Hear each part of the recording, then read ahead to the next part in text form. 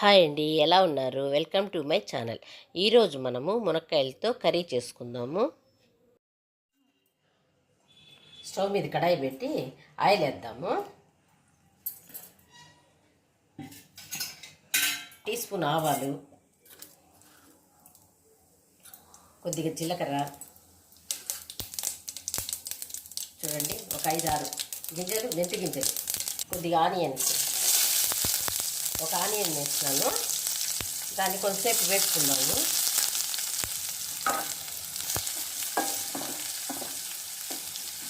కొంచెంసేపు వేపుకుందాం. కొద్దిగా వేగాలి, పచ్చివాసన పోతే ఈ ఎర్రగడ్డలో కొంచెం అంతే, కొంచెం వేగినాయి కదా. ఇప్పుడు కొద్దిగా అల్లం తెల్లగడ్డ పేస్ట్ వేసి కొంచెంసేపు వేపుకుంటాం.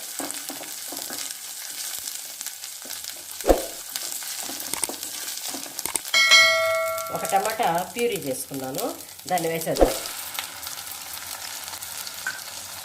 దాంట్లోనే 2 పచ్చిమిరపకాయలు, కొద్ది కరివేపాకు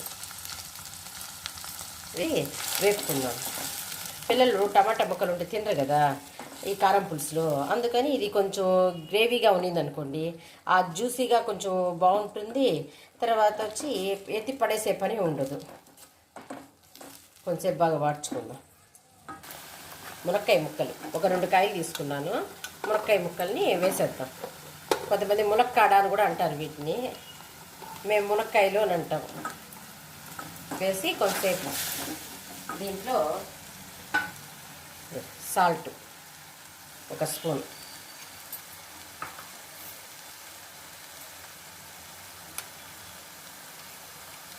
పసుపు 1/2 స్పూను, కారం 1 స్పూన్,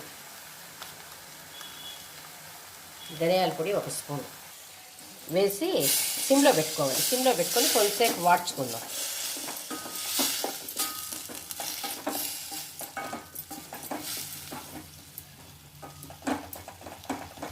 వాడ్చుకుంటే ఇది పచ్చివాసన పోతుంది. ఈ మునక్కాయలో ఉండే పచ్చివాసన, కారంలో ఉండే పచ్చివాసన అంతా పోతే ఇట్లా వాడ్చుకుందాం. మూత పెట్టి చూడండి, మగ్గుతా ఉంది కదా. ఇప్పుడు ఈ ఉప్పు కారము అన్నీ కూడా ఈ మునక్కాయకి పడుతుంది, కొంచెం టేస్ట్ వచ్చేదానికి బాగుంటుంది. ఈ టైంలో 1 గ్లాస్ వాటర్ పోసేద్దాము. అవి మునక్కాయలు ఉడుకుతాయి, కొంచెం ఉడుకుతూ ఉంటాయి. కొంచెంసేపు కలపెట్టేస్తాం కదా. ఇప్పుడు మూత పెట్టేద్దాం. చూద్దాం, సిమ్లో పెట్టినాం కదా, చూడండి ఉడుకుతూ ఉంది. మునక్కాయ ఉడికిందో లేదో చూద్దాం. కొంచెం ఉడకాల, కొంచెంసేపు అట్లే పెడతాము. మళ్ళీ మూత వేసి పెట్టేస్తాము.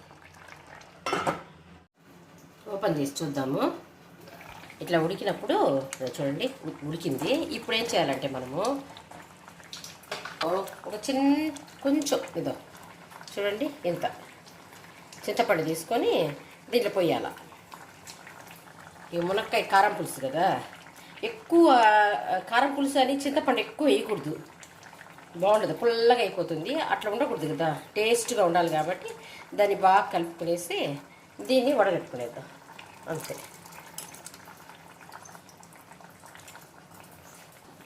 ఇప్పుడు ఈ పులుపు అంతా ఈ మునక్కాయలకి బాగా పడుతుంది. ఫస్ట్లో పోసేసినాం అనుకోండి, మళ్ళీ ఆ పులుపుకి మునక్కాయ అంత ఈజీగా ఉడకదు కదా, అందుకనేసి ఉడుకుతా ఉంది కదా. చింతపండు పులుపు పోసినా ఉడుకుతా ఉంది. ఇప్పుడు కొద్దిగా కొత్తిమీర వేద్దాం, మళ్ళీ లాస్ట్లో కొద్దిగా వేసుకుందాం. ఇప్పుడు కొంతసేపే ఒక 5 మినిట్స్ అట్లా ఉడికితే సరిపోతుంది. ఆ పులుపులో ఉండే పచ్చిదనం పోతుంది. సిమ్లో పెడతాను, ఒక 5 మినిట్స్ అంతే. ఉడికిపోయింది. ఎప్పుడు మునక్కాయ అంటే సాంబారు లేదంటే ఎంతసేపు ఎక్కువ సాంబార్లోనే వేసుకుంటాము. అది దానివల్ల దానికంటే ఈ కారం పులుసులో చేసుకున్నాం అనుకోండి మునక్కాయతో బాగుంటుంది. మునక్కాయ రుచి కూడా భలే బాగుంటుంది. దీంట్లో బాగుంటుంది. మునక్కాయ సాంబార్ కంటే కారం పులుసులో ఉండే టేస్ట్ మునక్కాయకి భలే బాగుంటుంది. ఈ కారం పులుసులో మునక్కాయ పుల్లగా కారంగా బాగుంటుంది. ఇప్పుడు ఏం చేయాలంటే మనము అయిపోయింది కదా, మునక్కాయ కూడా బాగా ఉడికిపోయింది, పులుపు ఎక్కేసింది. ఇప్పుడు దీంట్లో ఇది ఆవాలు, మెంతులు, జీలకర్ర వేయించి పొడి చేసి పెట్టుకున్నదనమాట. దీన్ని చల్లేసామనుకో దీని స్మెల్కి అసలు భలే బాగుంటుంది. ఇప్పుడు కొత్తిమీర వేసేయాలి. కొత్తిమీర వేసేసి కలబెట్టేసి దించేసేయాలి. అంతే, అయిపోయింది. స్టవ్ ఆర్పేసినాను. చూడండి, మునక్కాయ కారం పులుసు రెడీ అయిపోయింది. చూడండి ఎంత బాగుందో, బాగుంటుంది.